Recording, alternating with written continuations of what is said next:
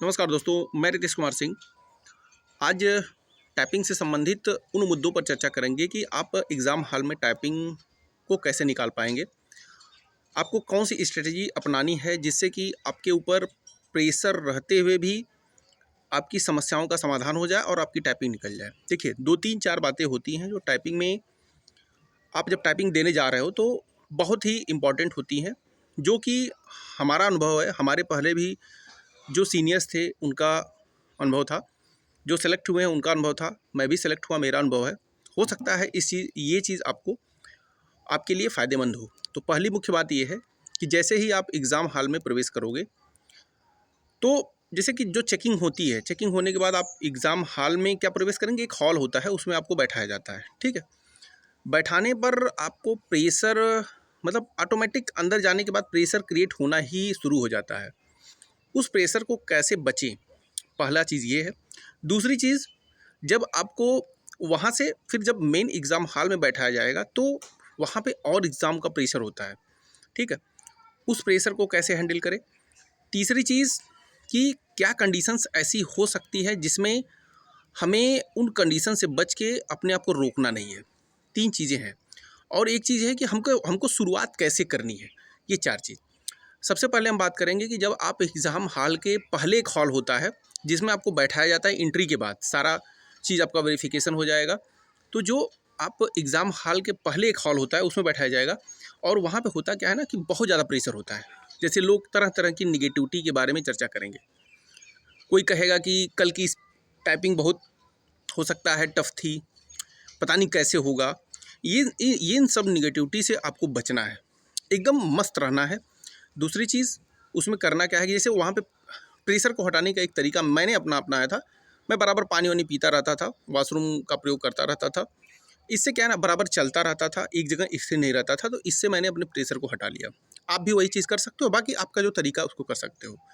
दूसरी चीज़ क्या होती है, जब आप एग्ज़ाम हॉल में प्रवेश करते हैं, एग्ज़ाम हॉल में प्रवेश करने के बाद आप जब जब जाते हो वहाँ पे, तो एक बार आपका और फ़ोटो खींचा जाता है, ठीक है, या शायद आइरिस स्कैन किया जाता है। वहाँ आइरिस स्कैन करने के पहले, अच्छा, जब आइरिस स्कैन हो जाएगी तो समझ लीजिए कुछ देर बाद सबकी आइरिस स्कैन हो जाएगी, तो समझ लीजिए कुछ देर बाद आपकी टाइपिंग स्टार्ट होने वाली है।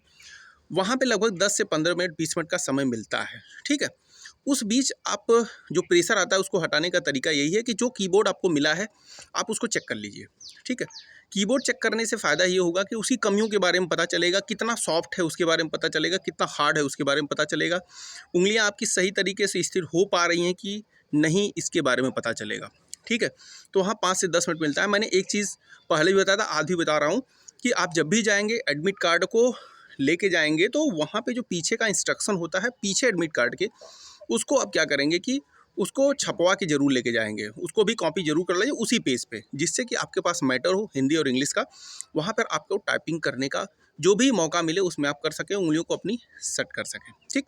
ये चीज़ हो गई कि वहाँ पे प्रेशर को कैसे रिलीज़ करना है। तीसरी चीज़ क्या होती है, जब टाइपिंग स्टार्ट होती है तो बस इतना ध्यान देना है कि हम अपने बगल वाले के बारे में, जो भी लेफ़्ट साइड, राइट साइड, जो भी लोग हैं उनके बारे में मुझे नहीं सोचना है। उनके बारे में मतलब वहाँ तक कि देखना भी नहीं है ना, सुनना है कि क्या वो कर रहे हैं, क्या उनका चल रहा है, कितना तेज़ कीबोर्ड सबका चल रहा है, कितनी तेज़ उंगलियों को पीट रहे हैं। आपकी अपनी स्पीड स्वयं की है, और वही स्पीड अगर यहाँ पे आप पास करके जा रहे हो तो वहाँ पे भी पास हो जाओगे, ठीक है। तो ये चीज़ इससे बचना है कि हमको दूसरे पे विशेष ध्यान नहीं देना। अगर उसका कोई मैटर गड़बड़ा भी जाए, वो चिल्ला भी रहा है ना, उसका फ़ॉन्ट चेंज हो गया अगर, तब भी आप उस पे ध्यान नहीं दोगे, आपको अपने पर ध्यान देना है। चौथी चीज़ क्या है कि देखिए, होता क्या है कि जब टाइपिंग आप स्टार्ट करते हो तो शुरू के 5 से 7 वर्ड आप आराम से लिखेंगे। मीन्स कि उंगलियों को अपना संभालते हुए लिखेंगे। उंगलियों को संभालते हुए लिखेंगे तो आप देखेंगे कि 5 से 7 वर्ड बाद आपकी जो स्पीड है ना वो प्राप्त होगी, ठीक है। क्योंकि वहाँ पे एक चीज़ ये भी होती है कि सॉफ्ट कीबोर्ड होने के नाते आप बहुत तेज़ी से नहीं लिख सकते हो, ठीक है। अब सोचिए कि हम जितनी स्पीड यहाँ प्राप्त कर रहे थे वहाँ पे प्राप्त करनी, तो ये थोड़ा कठिन काम हो जाता है शुरुआती कुछ समय के लिए। तो आपको आराम से चलना है, ठीक है। ये जितना आराम से शुरू में 2 4 6 वर्ड 7 वर्ड 8 वर्ड, जैसे मान लीजिए एक लाइन में 32 वर्ड हैं, तो कम से कम ये प्रयास करिए कि 12 वर्ड तक हमारी जो स्पीड हो नॉर्मल रहे एकदम, ठीक है। आराम से हमारी की चलने रहे। शुरू में जैसे गलतियां अगर नहीं होंगी ना, तो आप आराम से पैरा को कंप्लीट कर ले जाओगे, ठीक।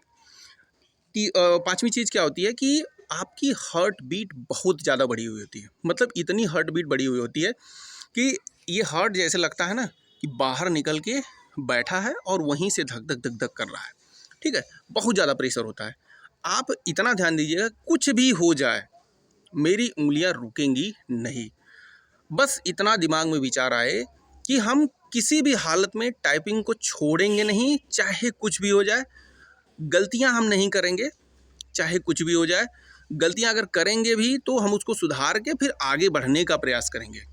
ये सारी चीज़ें हैं, ये 4 5 6 7 बातें होती हैं जो अगर आप एग्ज़ाम हॉल में सही तरीके से मैनेज कर ले गए तो टाइपिंग आपकी निकलनी तय है, ठीक है। अब वही होता क्या है कि लोग हार्ट बीट को जब ज़्यादा तेज़ी से धड़कने लगती है ना, तो वो संभाल नहीं पाते हैं। उनको लगता है कि टाइपिंग मेरी छूट जाएगी। मैं अपनी बताऊं, मैं 2019 में जब 2016 की एक टाइपिंग थी, जूनियर असिस्टेंट 512 पोस्ट की, 536 पोस्ट की थी। मैं वहाँ पे जब टाइपिंग करने गया तो मुझे लगा ना कि इंग्लिश की मेरी टाइपिंग नहीं हो पाई। मैं उंगलियों को रोका नहीं, उंगलियाँ रोका ही नहीं, लेकिन मुझे लग रहा था कि मेरी टाइपिंग ख़त्म हो जाएगी, अब वो हो नहीं पाएगी। एकदम हार्ट बीट बहुत तेज़ बढ़ी हुई थी। और जानते हो मेरी कितनी स्पीड आई? मतलब 37 की स्पीड आई थी, ठीक है।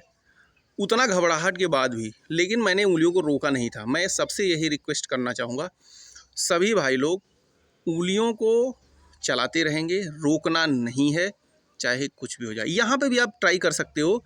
कभी 2 4 बैक अगर लग जाए, आपको लग रहा हो, मतलब कभी एकदम सीरियस होकर 5 मिनट की दीजिए कि अब इसके बाद हमको, मतलब ये हमारा एग्ज़ाम हॉल में है, देखेंगे ना कि आप मतलब उंगलियां अगर आपकी रुकेंगी नहीं तो आप जितनी स्पीड है थोड़ा 1 आध 2 वर्ड के हिसाब से आपकी कम हो सकती है या तो बढ़ भी सकती है, ठीक है, अगर रोकेंगे नहीं तब।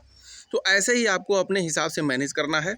ये तो रहा एग्ज़ाम का हाल का अनुभव। बाकी और भी बहुत सारी चीज़ें होंगी जो छोटे छोटे पार्ट्स में आपको करके बताया जाएगा, और मुझे पूरी उम्मीद है कि जो चीज़ें मैं बता रहा हूँ आप उसके अनुसार चल रहे होंगे। मैंने अभी 2 3 4 दिन पहले वीडियो बनाया था कि जो कुछ भाई ऐसे हैं जिनकी स्पीड नहीं बढ़ रही थी, तो मैंने कहा कि आप जो है पेज पर टाइपिंग करिए। तो ऐसे भाई जो लोग मेरी वीडियो को देखते हैं, मैं उनसे ज़रूर ये पूछना चाहूँगा कि आपने 3 दिन, मतलब शायद 6 तारीख को मैंने वीडियो डाला था।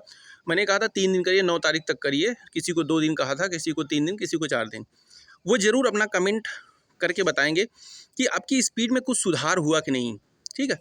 ज़रूर बताइएगा, जिससे कि हो सकता है कि अगर नहीं बढ़ रही हो तो और भी चीज़ें हैं मैं जिसको बताऊं आपका। हालांकि बढ़ तो जाना चाहिए, लेकिन फिर भी आप ज़रूर कमेंट करिएगा कि आपकी स्पीड कितनी बढ़ी या स्थिर है, जो भी है, ठीक है।